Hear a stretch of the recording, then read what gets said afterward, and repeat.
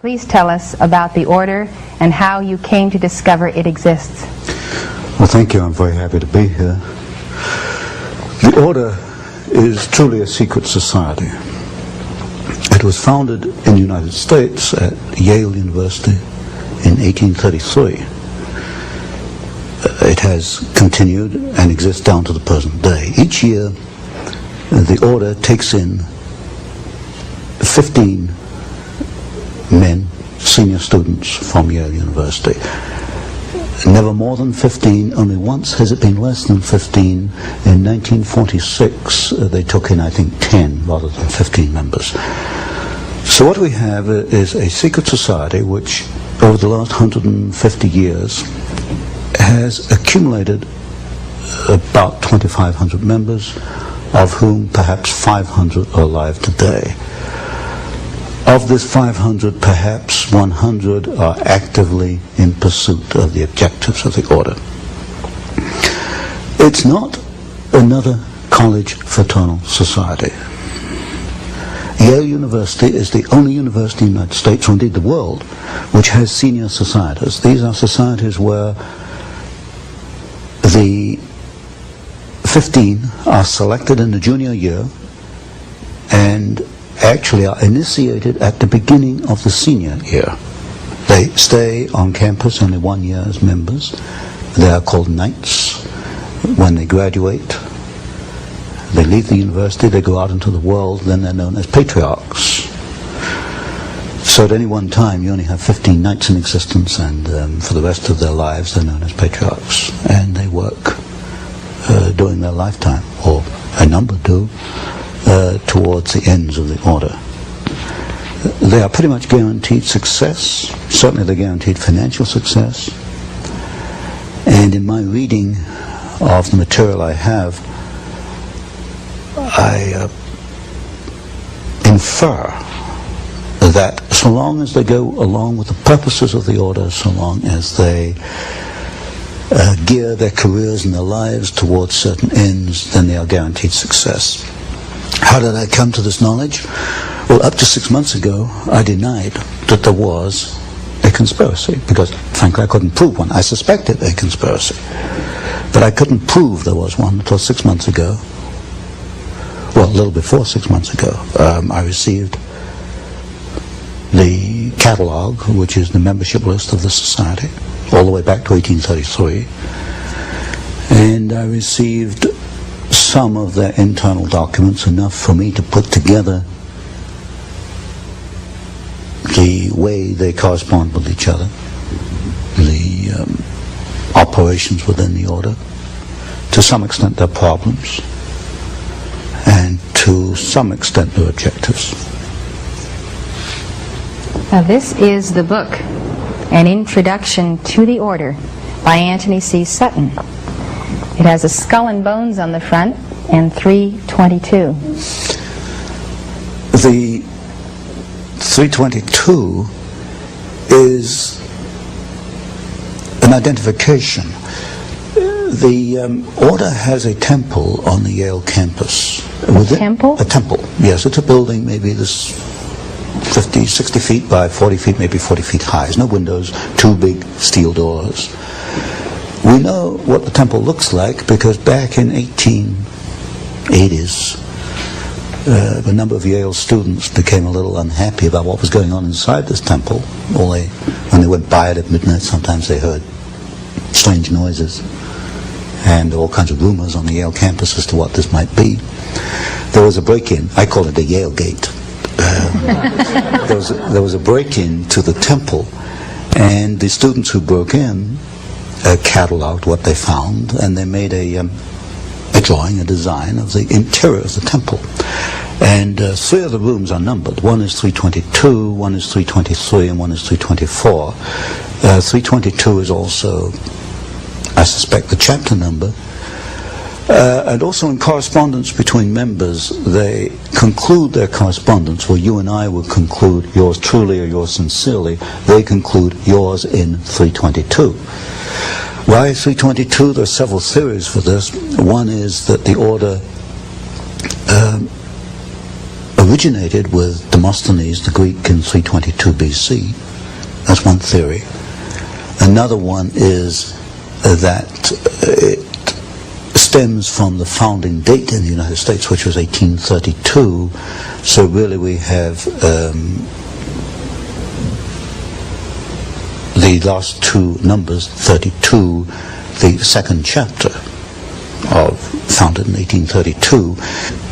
The skull and crossbones are prominent in their ceremonies, initiation ceremonies. This is a symbol of death. Now, why would they take a symbol of death? Yes, from what I understand, when a new member is initiated, that would be in the senior year at Yale, he's placed within a coffin. Oh my. And now we only know this from the Yalegate papers. These, I call it Yalegate. And from the photographs we have of members inside the temple, many of these photographs are the 15 sitting around a table, and they have this skull and the crossbones sitting on the table in front of them. It is the symbol of death, and it has been called the Brotherhood of Death, and I think it probably more adequately should be called the Brotherhood of Death. So what I've had to do is look at the history, the biographies of the leading members of the order, and reconstruct their career and see if there's a common pattern in their careers. While doing that, I came across some interesting documents. Some members apparently are not too happy once they become involved with this after 10 or 20 years. One member in particular left a memorandum. He wrote it in 1932. It was buried away in his papers. I don't think anybody found it before I did. And it was a 6-page memorandum on the order, naming some of the members, and said it was the most sordid thing ever happened in the history of man. So, but to come back to my point, I have to reconstruct the objectives. What are the objectives?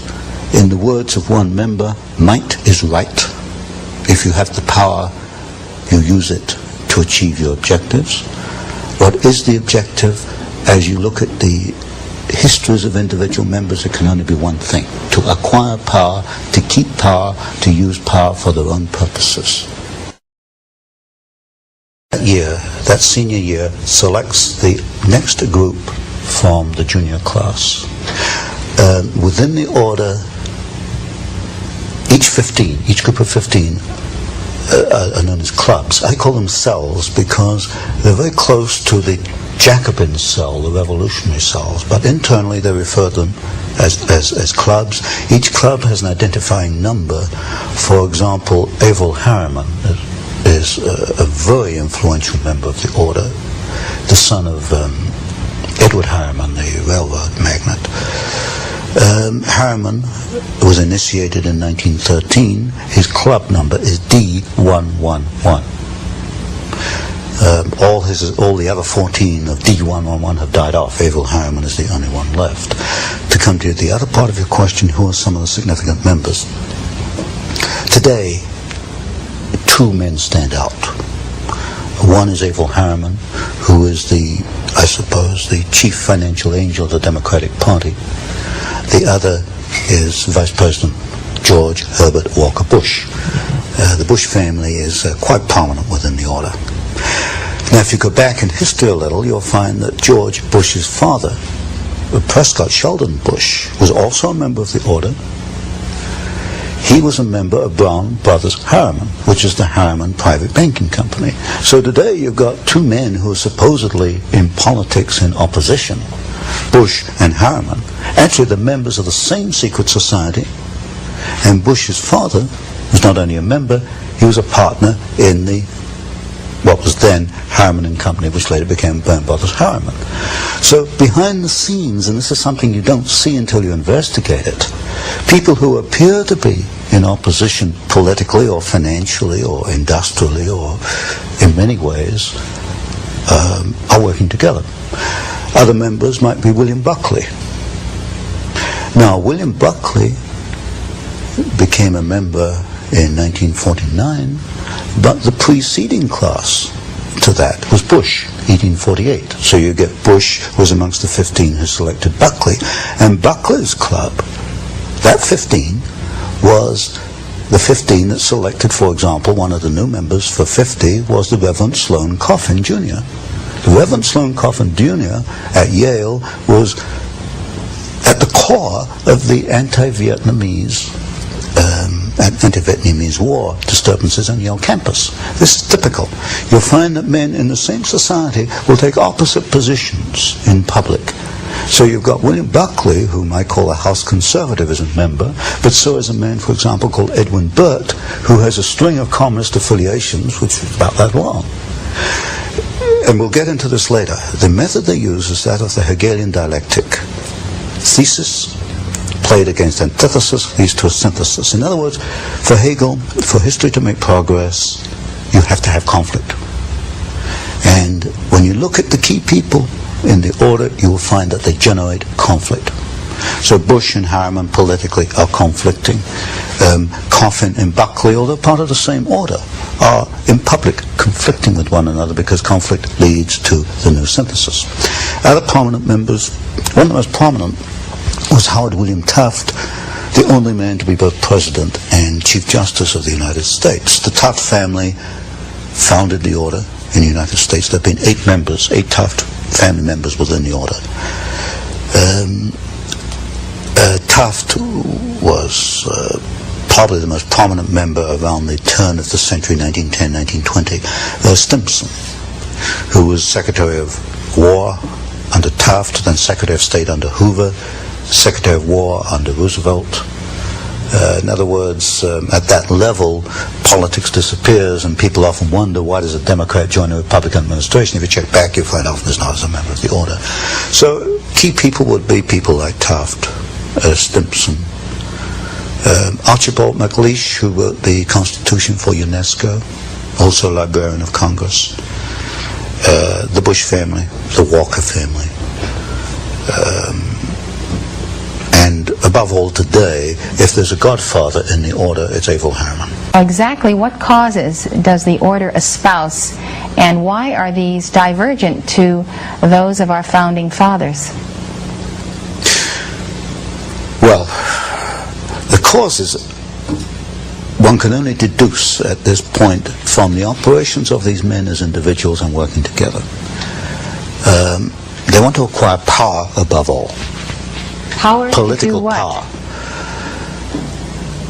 As you look at their actions, the political power is to bring about what they call a new world order, which is a one world.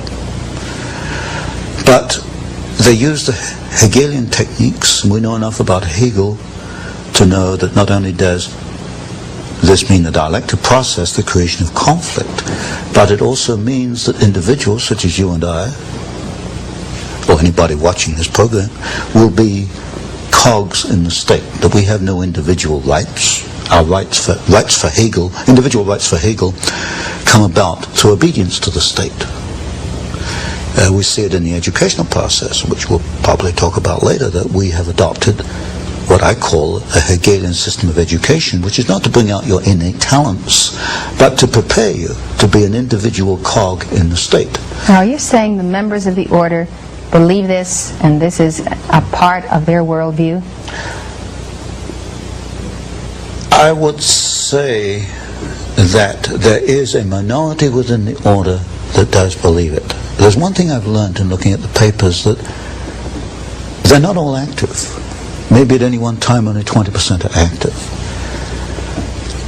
Undoubtedly, the 20% that are active have this goal. If you look at Taft's great work, although as a president he hasn't accounted for very much in the literature, Taft's great work was to bring about the World Court, international law. International law in the World Court will be essential in the New World Order. If you take, for example, the career of Bush, Vice President Bush, when he was ambassador to the United Nations, he helped a process called Mondialization, which was a process by which an individual American city would adopt United Nations stature. In other words, it's a diminution, a dilution of U.S. sovereignty. So if you look at these individuals, Stimson is another very good example. Averell Harriman, certainly, in the way he's financed the Soviet Union, his work towards the build-up of the Soviet Union. If you look at these individuals and ask what is the common pattern, the common pattern is the creation of a one world. Now, supposedly, these people believe that they are great benefactors of our society, the wise men, those who are especially endowed to rule, and who also believe that the best interests of America happen to be their own best interests as well. I have never seen anything in their literature which leads me to believe that they have our individual rights in their hearts. What I do see in the literature and in the documents is a ruthless drive to acquire power for themselves and to help each other, because this is one of the tenets of the order, that if you have 3 men coming before you for a job, the preference absolutely goes to your brother in the order. This is, in my book, The Order, Introduction to the Order, I call these chains of influence, and I trace one pattern where Stimson brought the McBundy family into the War Department. Then the McBundys go on and become key people both in the Department of Defense and in the Council on Foreign Relations. They help each other along the way. And when you get even a small number of men doing this, it can exert a very powerful force, a very powerful influence. So the basic assumption is that because they know what is best for America, the way to preserve that is to amass power to see to it that the destiny they envision comes to pass. My assessment is they're not thinking what is best for America, they're thinking what is best for the order. What is best for the order is what is best for America. In their eyes. Order. Yes, in their eyes. And what's good for us has to be good for America, so we will remold America according to their pattern. That's right. Yes. It remains secret for 150 years because these people are under an oath not to talk about it. I understand that a member of the order may not remain in the room if it comes under discussion. Now, if I can elaborate on this a little bit, this poses a problem for Mr. Bush, because I write something called the Phoenix Letter, which is a monthly newsletter, and last November I began to open up. And a reader wrote to Mr. Bush and said, is what Mr. Sutton says, are you a member of this order? And the letter the reader got back was very interesting. It said, in effect, that the Vice President was not a member of a sordid secret society. That was not the question. The question was, are you a member of a secret society? The answer came back, he is not a member of a sordid secret society. Inserted the word, you see. This was a reader who doesn't give up, so he went back again. And I understand that as it stands, as we are now, that Mr. Bush is not willing either to admit he is a member of the order or to deny it, because they're under this oath not to discuss it. So when people look at the Council on Foreign Relations, in effect what they've been doing is looking at a kind of a veil which hides the order? Yes. The core, or my work, came about almost by accident. If someone had not donated to me the membership list, we wouldn't be here today. It's remained secret because nobody has done that. Everybody's been looking at the Council on Foreign Relations, the Trilateral Commission, the Bilderbergers. They are not truly conspiracies because the membership lists are open. The membership list of the order has not been open. So there's a distinction between the CFR and the Trilaterals and the order.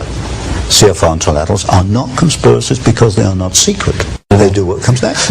And this, of course, is very different argument to many people who've promoted conspiracy have made. They get across the idea that these people telephone each other and have little drawings and maps and diagrams. They don't operate like that at all. If you meet these people, they think alike. They talk alike. They come up with the same ideas simultaneously, and they move simultaneously. They know what they have to do. So they're a breed. They're a breed. Exactly. Now, Tony, what has this breed done? What are their chief accomplishments in molding domestic and foreign policy and actual events in American history since their founding at Yale?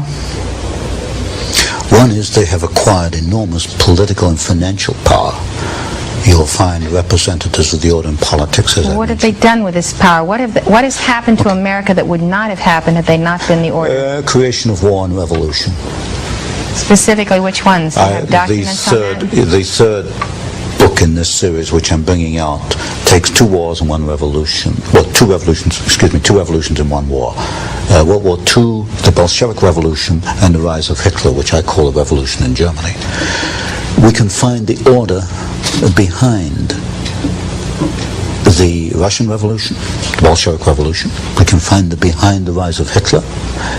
We can find in the maintenance of both of these systems, the transfer of technology to both. Since you've already proven that Wall Street is behind the Bolshevik Revolution and the rise of Hitler, now you're proving that the order is behind Wall Street. Exactly.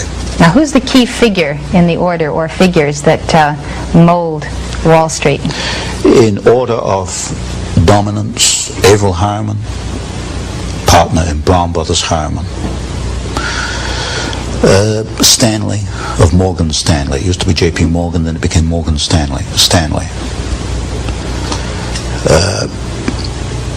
Those two are the key. Now, what did the order want to accomplish in the Bolshevik Revolution? You create opposing forces which you place in conflict. Out of conflict, you've got profit, you've got political power, and you can direct history. And if you look at the writings, for example, of the Trilateral Commission, they talk openly in the Trilateral Commission about managing conflict, not solving conflicts, but managing conflicts. Conflict management. That's the cry. So they got the profit, the power, and the management. Mm-hmm. Where do they want to steer history through the Bolshevik Revolution? They wanted to set up, and they did, two opposing forces. Out of that came World War II.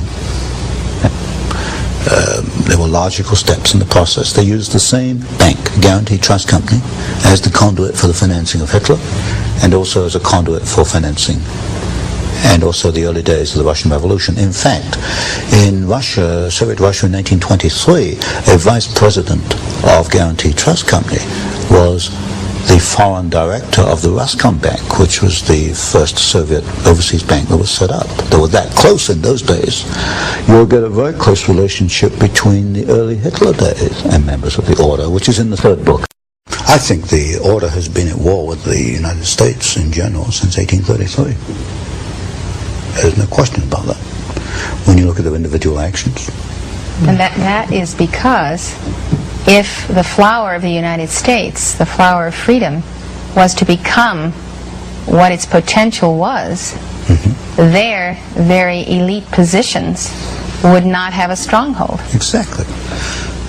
The greatest single threat to this breed that has antedated Christ is the nation that has itself founded upon a constitution that absolutely guarantees the rise of the individual. This is one of the problems. They cannot live with the Bill of Rights. In fact, this is why when Archibald MacLeish, a member of the Order, wrote the Constitution for UNESCO, it was built into there that UNESCO would gradually try to erode press freedoms. In the Trilateral Commission, you'll find the same criticism: too much freedom of the press. There's just too much freedom for these people. They can't live with the Constitution. They tried to change the Constitution through the Fund for the Republic down here in Santa Barbara. They've not been successful yet, but they realize that there are roadblocks they've got to overcome to achieve what they want. The most unfortunate thing to me is that when the people have coming at them from all directions this momentum of the Order, they turn and espouse the Order, or they let these people, or have in the past, become their idols, accept that they are an elite, accept that fact that they are superior, accept the projection from them to the people that they're superior. And today you will find people agreeing with the limitation of freedom in various sectors of this country for various purposes. That's a very unfortunate part of our society, that too many people are willing to abandon freedom for security, or what they see as security. You can get security in a Siberian gulag, but you can get freedom in Hitler's concentration camp. But too many people are willing to give up freedom for security. Too many people are willing to look at these people as miniature gods. And because they have achieved power, don't ask how did they get power, or what they're going to do with the power. But just the fact that they have power makes them a god, and therefore they worship them. This, to me, is unbelievable. People, I put in one of my books, we've got 20, 30 million degree holders in the United States. People who've earned a college degree, but they don't question the statements which are made by these people. Well, it's an amazing thing that people, educated people, can accept that the interference with private property rights, or with the press, or public assembly, or religion, free speech, the interference with that can somehow be necessary to the continuity of the republic, or the security of the nation. It's ridiculous. I can't answer for these people. All I hope is that they will examine their own consciences and their own mind. Well, Tony, I think that in conclusion, it's very important that we understand how you develop in your third book, which is about to come out, the development of conflict to produce war or peace that they're choosing, and how that has worked, let's say, in Vietnam, or in the situations that are occurring today in the Middle East, where there is great conflict. How is the order managing the conflict we see on the globe today? Well, it's, as I mentioned before, basically it is using the Hegelian dialectic. You establish one side, then you establish the other side, then you bring them into conflict, then you manage that conflict. So you establish Soviet Union, you establish Hitler, you bring them into conflict, World War II. By managing the conflict, you can control the next decade or so. And as I mentioned, we built up the Soviet Union. We're building up their China today, communist China. We're even going to send them military technology. So by 1990, 2000, we've established the two sides. We bring them into conflict. Now tell me, why does Reagan go along with these agreements with Red China, which he just did, to supply this technology? He's not a member of the order. Why does he respond to its stimuli?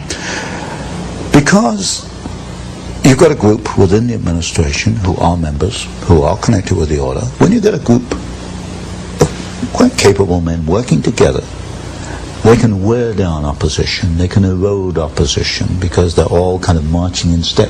If you get 3 men marching in step, they can do more than 20 men marching to their own step. Do I make my point here? And within the order, for example, or within the administration, you've got, for example, Mr. Bush, and the people around Mr. Bush, Mr. Baker, Chief of Staff in the White House.